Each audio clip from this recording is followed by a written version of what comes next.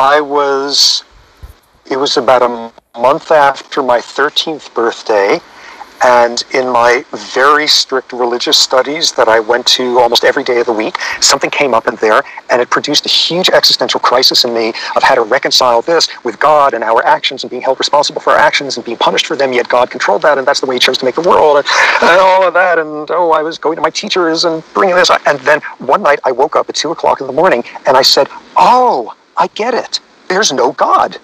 And then about 3 minutes later, I said, and there's no free will either. And then about 2 minutes after that, I said, and there's no purpose to life. And I actually sat up for about 5 hours at that point and scribbled out everything that I was thinking. And ever since then, I have had zero capacity for religiosity, for spirituality, for believing that there's free will, for believing that the universe is anything other than cold and empty and unempathic and pointless. And you know what? I've been depressed ever since. I think that is an unavoidable outcome of that.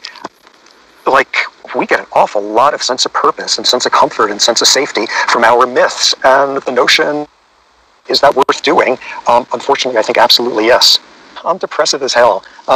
You show me something wonderful that happens in the world. You show me something terrible that happens in the world, and I feel depressed. You show me something wonderful that happens in the world, and somehow I'm going to be convinced why that's poignant and that's bittersweet, and why it's not going to last, and why it's wonderful amid so much pain and all of that. And or I joke about this with my wife, who is not at all depressive, but she tends towards anxiety. Anxiety is when you're constantly worried that something terrible is going to happen to your children, happen to your loved ones, whatever. Depression is when you feel absolutely confident that nothing bad is going to happen. Your children are safe, they are loved, they are going to have long, happy, productive lives, and it's so sad you can barely stand it. It's so sad. Somehow you can turn that into the same conclusion. So, yeah, unfortunately, that's kind of my mindset. And, I've been incredibly lucky in all sorts of ways. That's one way in which my brain chemistry has not been lucky for me.